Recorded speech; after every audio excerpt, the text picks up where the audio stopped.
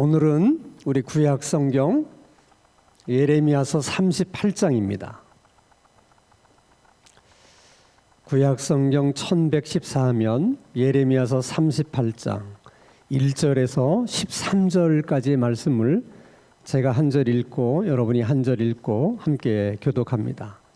예레미야 38장 1절에서 13절의 말씀입니다. 제가 1절을 먼저 읽습니다. mat단의 아들 스바랴와 바스울의 아들 그다냐와 셀레마의 아들 유갈과 말기야의 아들 바스울이 예레미야가 모든 백성에게 이르는 말을 들은즉 이르기를 여호와께서 이와 같이 말씀하시되 이 성에 머무는 자는 칼과 기근과 전염병에 죽으리라. 그러나 갈대아인에게 항복하는 자는 살리니 그는 노량물을 얻음같이 자기의 목숨을 건지리라. 여호와께서 이와 같이 말씀하시니라. 이 성이 반드시 바벨론의 왕의 군대의 손에 넘어가리니 그가 차지하리라 하셨다 하는지라. 이에 그 고관들이 왕께 아뢰되 이 사람이 백성의 평안을 구하지 아니하고 재난을 구하오니 청하건대 이 사람을 죽이소서. 그가 이같이 말하여 이 성에 남은 군사의 손과 모든 백성의 손을 약하게 하나이다. 시드기야 왕이 이르되 보라 그가 너희 손 안에 있느니라. 왕은 조금도 너희를 거스릴 수 없느니라 하는지라. 그들이 예레미야를 끌어다가 감옥들에 있는 왕의 아들 말기야의 구덩이에 던져 넣을 때에 예레미야를 줄로 달아내렸는데 그 구덩이에는 물이 없고 진창뿐이므로 예레미야가 진창 속에 빠졌더라. 왕궁의 내시 구스인 에벤멜렉이 그들이 예레미야를 구덩이에 던져 넣었음을 들으니라. 그때 왕이 베냐민 문 앞에 앉았더니 에벤멜렉이 왕궁에서 나와 왕께 아뢰어 이르되 내 주 왕이여 저 사람들이 선지자 예레미야에게 행한 모든 일은 악하니이다. 성중에 떡이 떨어졌거늘 그들이 그를 구덩이에 던져 넣었으니 그가 거기에서 굶어 죽으리이다 하니 왕이 구스 사람 에벤멜렉에게 명령하여 이르되 너는 여기서 30명을 데리고 가서 선지자 예레미야가 죽기 전에 그를 구덩이에서 끌어내라. 에벤멜렉이 사람들을 데리고 왕궁 곳간 밑방에 들어가서 거기에서 헝겊과 낡은 옷을 가져다가 그것을 구덩이에 있는 예레미야에게 밧줄로 내리며 구스인 에벤멜렉이 예레미야에게 이르되 당신은 이 헝겊과 낡은 옷을 당신의 겨드랑이에 대고 줄을 그 아래에 대시오. 예레미야가 그대로 하매 13절 다 함께 그들이 줄로 예레미야를 구덩이에서 끌어낸지라. 예레미야가 시위대 뜰에 머무니라. 아멘. 우리가 읽은 것처럼 예레미야서 38장의 내용은 예레미야 선지자가 하나님의 말씀을 전하다가 큰 웅덩이에 갇히게 되었다 하는 것이 이제 주된 내용입니다. 여러분이 잘 아는 것처럼 이스라엘 땅은 비가 많이 내리지를 않기 때문에 물이 귀해요. 그래서 겨울에 내리는 비를 가정들마다 이렇게 큰 웅덩이를 파서 물을 모아두었다가 이제 봄철이라든지 물이 필요할 때 저장해 두었던 물을 씁니다. 말은 우물이지만은 사실은 빗물을 가다두는 큰 웅덩이에요. 그 웅덩이의 크기나 깊이는 집집마다 다 다른데 예레미야 선지자가 갇히게 된 그 웅덩이는 굉장히 크고 좀 깊었던 것 같아요. 6절 말씀을 봅니다. 그들이 예레미야를 끌어다가 감옥들에 있는 왕의 아들 말기야의 구덩이에 던져 넣었을 때에 예레미야를 줄로 달아내렸는데 그만큼 깊었다는 것이죠. 그 구덩이는 물이 없고 물을 저장했던 곳인데 이제 물을 이렇게 필요할 때 물을 꺼내 쓰기도 하고 물이 자연적으로 증발되기도 하고 그러다 보니까 이제 물기만 남아 있는 진흙 구덩이가 됐다는 거예요. 꽤 깊었던 것 같아요. 거기다 예레미야를 이제 집어넣게 되니까 그 진흙덩이 속에 허리 부분까지 찼는지 아니면 가슴 부위까지 찼는지 모르지만 일단 진흙 속에 갇히게 되면 꼼짝을 못해요. 사람이 앉을 수가 있겠습니까? 어떻게 하겠습니까? 그냥 선체로 선체로 밤에도 그냥 선체로 자야 되는 것이고 물 한 모금을 마시지 못하는 그 고통도 그렇고 그러다 결국은 그냥 굶어 죽거나 또 갈증으로 죽게 되거나 사람이 굉장히 고통스럽게 죽게 되는 그런 일종의 형벌입니다. 이제 예레미야 선지자가 이제 그런 형벌을 당하게 됐다는 것이죠. 그럼 도대체 예레미야 선지자가 하나님의 말씀을 전했는데 무슨 말씀을 전했기에 그들이 그렇게 분노하면서 예레미야 선지자를 그런 구덩이에다가 던져 넣었을까 하는 거예요. 하나님께서 예레미야 선지자에게 준 메시지는 항상 동일한 메시지였어요. 바벨론은 하나님께서 지금 너희들을 때리기 위해서 하나님이 쓰시는 몽둥이고 회초리이기 때문에 바벨론에게 항복하라는 거예요. 바벨론에게 항복하면 그래도 목숨만은 살 수 있다. 하나님께서 이스라엘 백성들이 하나님 말씀에 순종하지 않으니까 바벨론을 회초리로 몽둥이로 사용하시기는 하는데 그래도 자기 백성들이기 때문에 하나님에게 연민의 마음이 있는 거예요. 그래서 어떻게 해서든지 최악의 상황까지는 그들이 가지 않도록 하기 위해서 예레미야 선지자를 통해서 메시지를 줍니다. 아무리 너희들이 그래도 너희들이 바벨론 이길 수 없다. 결국은 바벨론에게 망하게 되어 있는데 지금이라도 늦지 않았으니까 바벨론과 화친을 해라. 그러면 너희들이 목숨만은 건질 수가 있다. 그게 메시지입니다. 자, 그런데 대신들 중에는 아주 결사항전파들이 있어요. 항상 어느 나라나 마찬가지입니다. 그들은 어떤 생각을 가지고 있었냐면 당시 중동 지역에는 강대국들이 여러 개가 있는데 애굽이라고 하는 나라는 오래전부터 강대국이에요. 그래서 이스라엘 백성들이 항상 모든 것은 애굽을 통해서 좋은 것도 들여오고 또 많은 문물도 배우고 그래서 옛날 우리로 말하면 중국의 명나라 같은 나라가 애굽이에요. 그런데 지금 바벨론은 신흥국이지만은 계속해서 번창해서 강대국으로 좀 부상하고 있는 겁니다. 근데 대신들 중에는 그런 시대적인 흐름을 전혀 읽지 못하고 바벨론 정도는 우리가 애국 군대의 힘을 빌리면 얼마든지 우리가 막아낼 수 있다. 이런 생각을 갖고 있는 거예요. 그래서 우리가 그들과 결사항전을 하면 애국 군대가 와서 우리를 도와줄 것이다. 그런 믿음을 갖고 있는 대신들이 일반적인 거예요. 그런데 지금 예레미야가 그 대신들을 향해서 백성들을 향해서 그게 아니다. 너희들은 바벨론 이길 수 없다. 지금이라도 늦지 않았으니까 바벨론에게 항복하라. 그럼 목숨만은 우리가 살 수 있다. 이렇게 전하는 이야기가 어떻게 들렸겠어요? 아니 지금 결사항전을 하려고 하면 군사들을 비롯해서 백성들까지 혼연일체가 돼서 마음이 하나가 돼서 그렇게 전쟁을 해도 될까 말까 한데 지금 예레미야가 하는 얘기는 뭐예요? 군대의 사기를 떨어뜨리고 국론을 분열시키는 그런 얘기로 들리거든요. 그러니까 저런 놈은 정말 나라를 팔아먹는 놈이고 바벨론에게 우리나라를 그냥 갖다 바치려고 하는 아주 나쁜 놈이다. 이렇게 생각한 거죠. 그러나 상대가 선지자였기 때문에 함부로 대할 수는 없었던 거예요. 그래서 그 대신들 중에 쉽게 말하면 실세 4인방이 있었는데 그 실세 4인방이 그때의 왕인 시드기야를 찾아가서 예레미야의 생명을 목숨을 달라고 요청을 합니다. 4절 말씀 보겠습니다.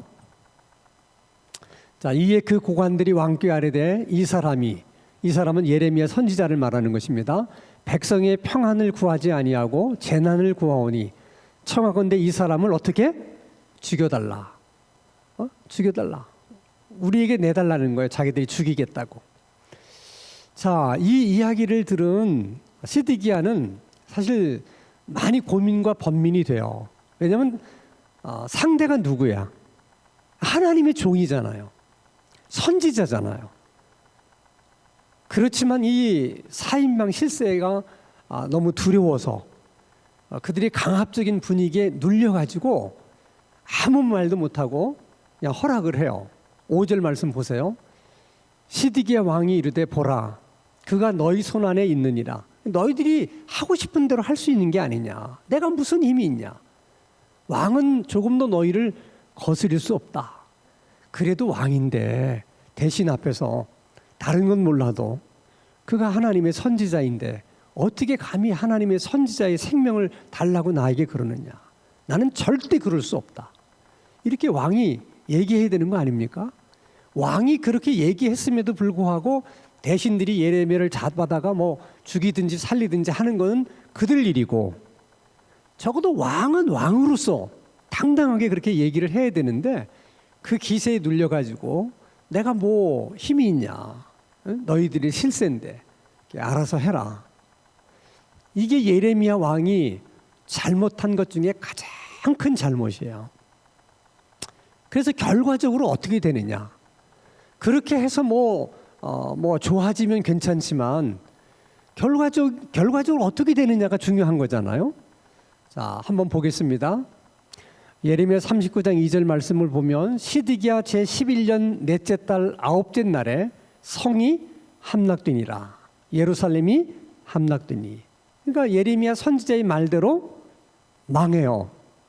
바벨론에 의해서 성이 함락이 됩니다. 그러면 시드기야 왕은 어떻게 됐을까?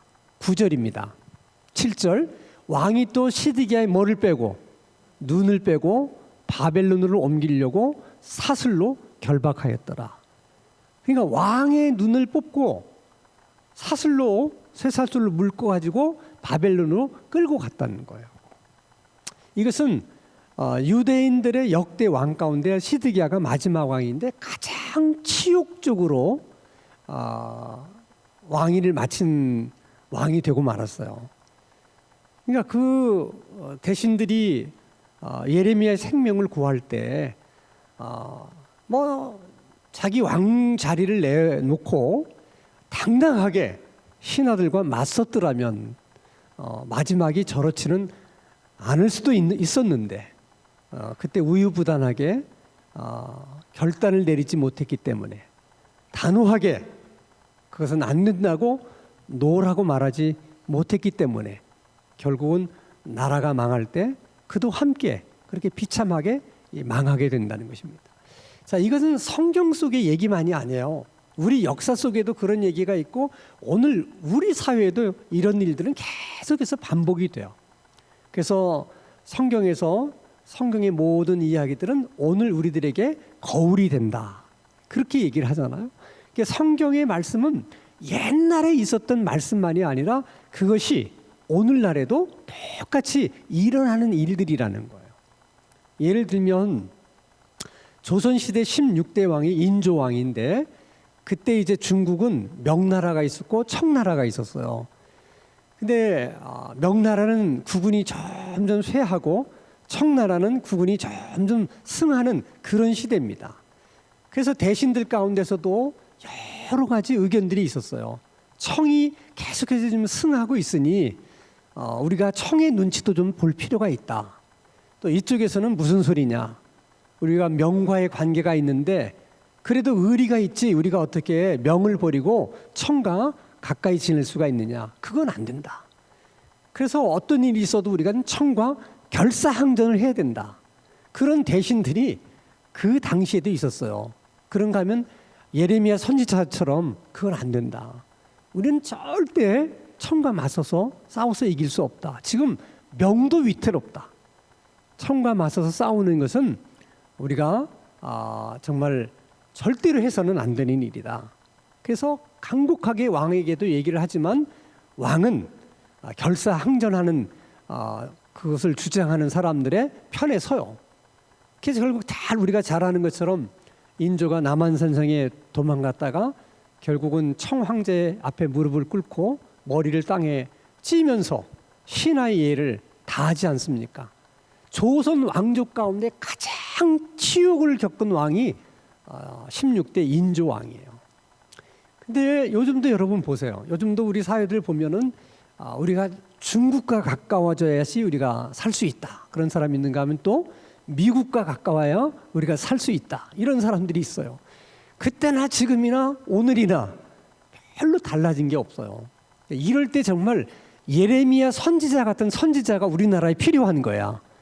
정말 하나님의 어떤 뜻을 가지고 이 백성들을 바르게 이끌어 갈 수 있도록 하나님의 뜻을 전할 수 있는 그런 하나님의 선지자가 정말 이 시대에 우리나라에 필요하다고 저는 생각해요.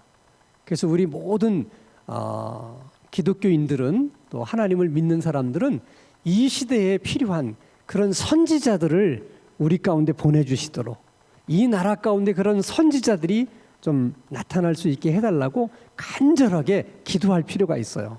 그리고 또 문제는 그런 선지자들의 얘기를 들을 수 있는 귀가 있는 백성들이 돼야 된다는 거예요. 예레미야 선지자가 그처럼 하나님의 충성스러운 선지자로서 그의 메시지가 한 번도 왔다 갔다 한 적이 없어요. 처음부터 끝까지 일관되게 동일한 메시지를 전했음에도 불구하고 백성들이 듣지를 않았어요.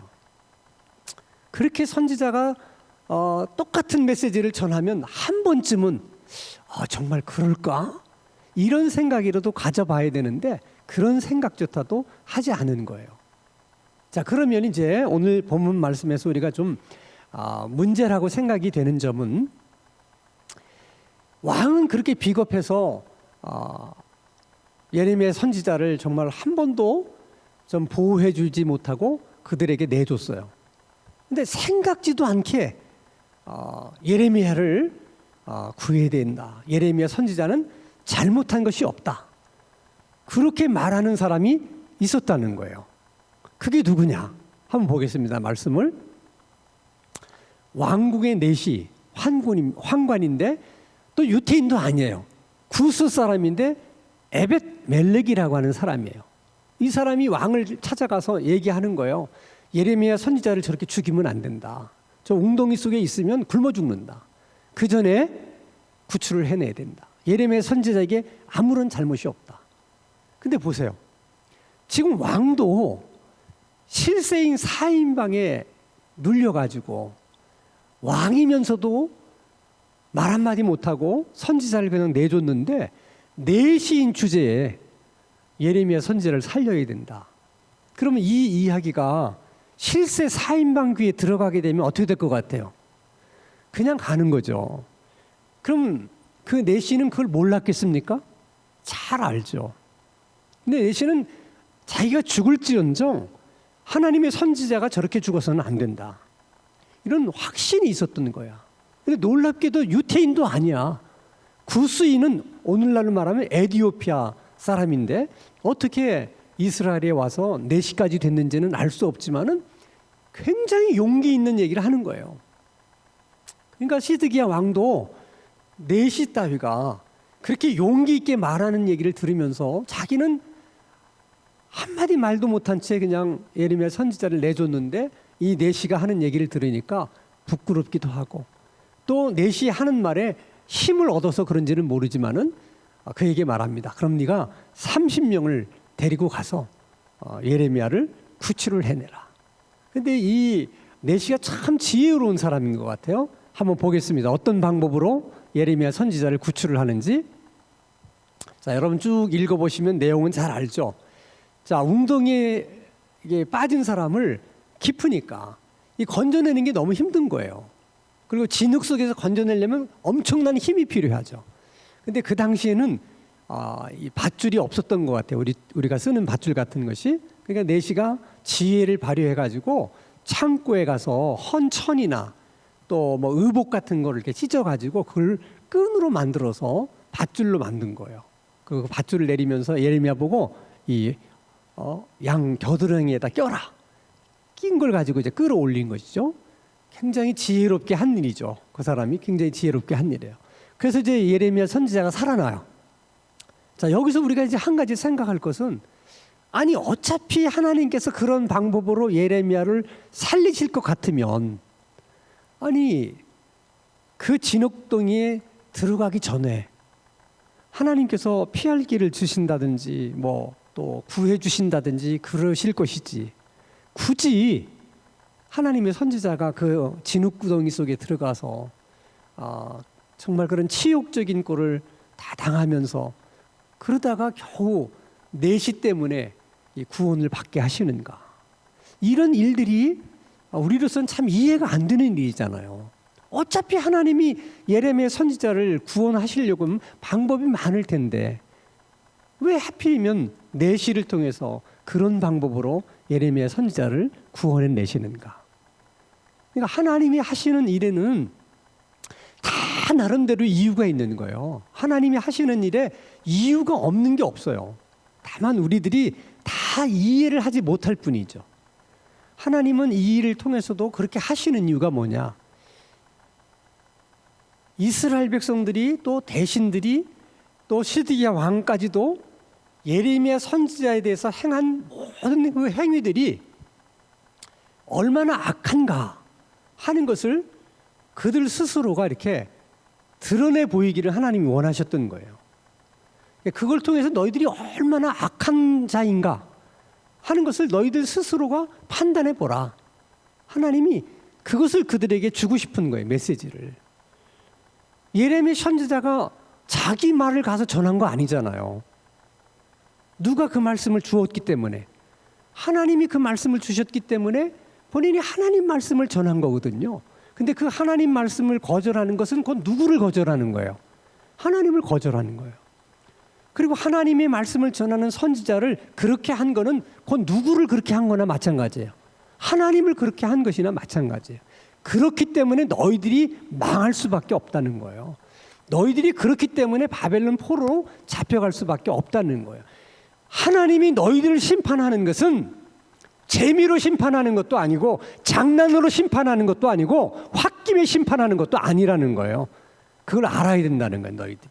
너희들이 그렇게 악한 사람들이기 때문에 하나님께서 심판하시는 것이고 너희는 심판을 받아야 마땅하다. 그 얘기를 하나님께서 하고 싶었기 때문에 그렇게 하시는 거예요. 그래서 예레미야 선지자는 어떻게 보면 하나님께서 하시고자 하는 그 일 때문에 예레미야 선지자는 애매하게 그냥 고난을 당하는 거예요. 이게 하나님의 종들의 삶의 모습이 그런 거예요. 그것이 하나님의 종의 삶의 모습만 그런 것이 아니라 오늘 예수 그리스도를 믿는 모든 사람들의 삶의 모습도 그런 면이 있어요. 그래서 여러분들 삶 속에서 어떤 어려움을 겪는다든지 고난을 겪는다고 그럴 때 우리는 그냥 우리 생각의 입장만 생각하니까 그게 힘들잖아요. 그래서 우리는 그냥 왜 하나님이 하필이면 나에게 이런 고난을 주는가? 왜 하필이면 하나님이 나에게 이렇게 힘든 일을 있게 하시는가? 이제 이런 차원에서만 생각을 하기 때문에 그런 하나님이 섭섭하기만 하고 자꾸 원망스러운 거예요. 근데 예레미야의 고난을 통해서 이스라엘 백성들의 죄악을 드러내시고 그들을 심판하시는 하나님의 정당성을 말씀하시는 것처럼 우리들을 통해서도 그런 역사를 또 하신다는 거예요. 더 중요한 것은 여러분, 그 와중에도 이런 와중에도 하나님은 구원할 사람을 찾으시고 그런 와중에도 구원받는 사람이 있었다는 거예요. 이게 놀라운 사실이에요. 자, 예레미야 39장 15절에서 17절 말씀 보겠습니다. 자, 예레미야가 감옥들에 갇혔을 때에 여호와의 말씀이 그에게 임하니라 이르시되 너는 가서 구스인 에벤멜렉에게 말하기를, 누군지 아시죠? 예레미야를 구출해 준 사람이죠. 만군의 여호와 이스라엘의 하나님의 말씀에 내가 이 성에 재난을 내리고 복을 내리지 아니하리야 한 나의 말이 그날에 내 눈앞에서 이루리라. 그 다음에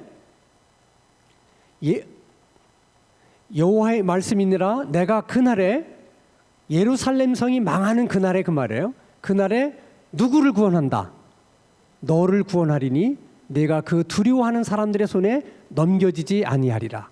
내가 반드시 너를 구원할 것인지 내가 칼에 죽지 아니하고 내가 노략물같이 내 목숨을 얻을 것이니 이는 내가 나를 믿었음이니라. 여호와의 말씀이니라 하시다.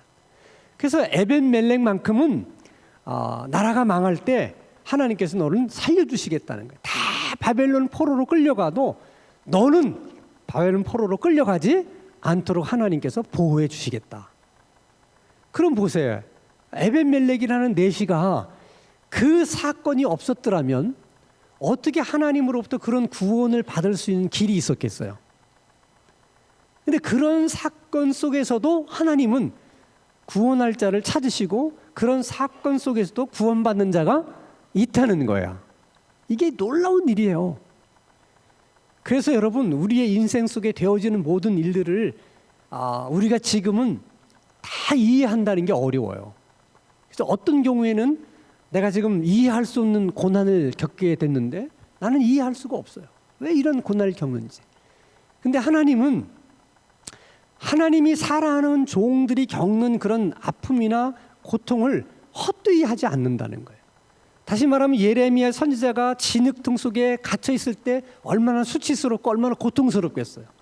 근데 하나님의 종인 예레미야 선지자의 그런 고통과 고난을 헛되이 하지 않고 그 사건을 통해서 이스라엘 백성들을 심판할 명분으로 삼고 에벳멜렉을 어떻게 구원하시는 사건으로 또 하나님이 삼으셨다는 거예요. 그러니까 하나님은 하나님의 하실 일을 그냥 하시는 거야. 우리들의 삶을 통해서.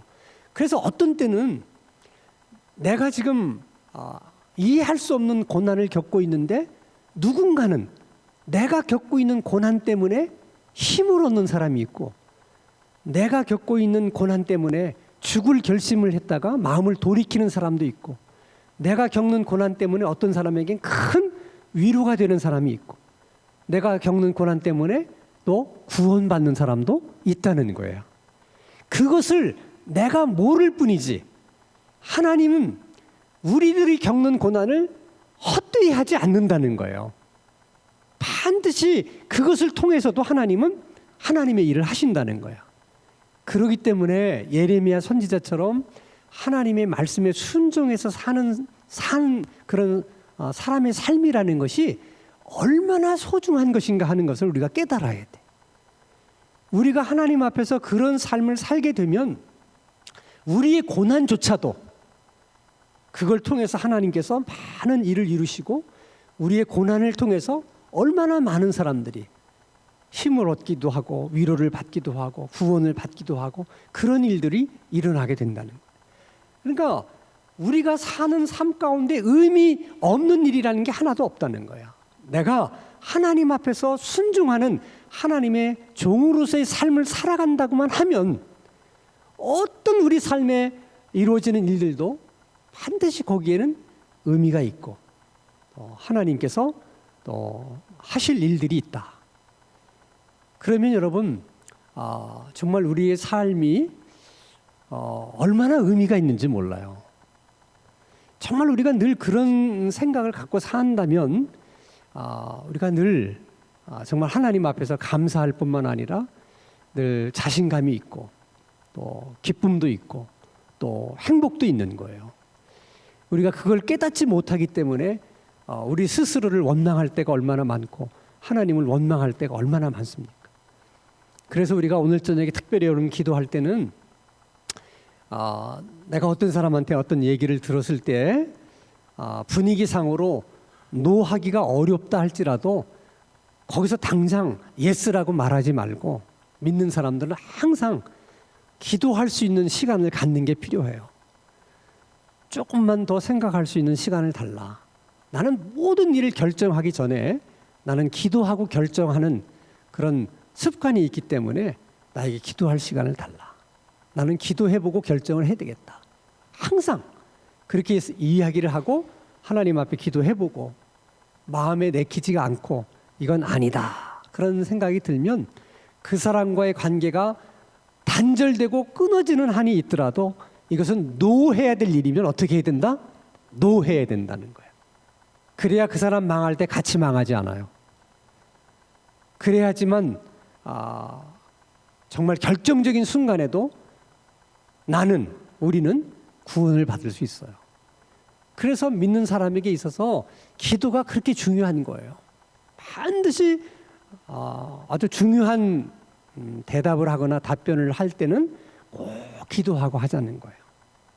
그리고 우리가 예레미야 선지자를 보면서 그런 삶이 부럽잖아요.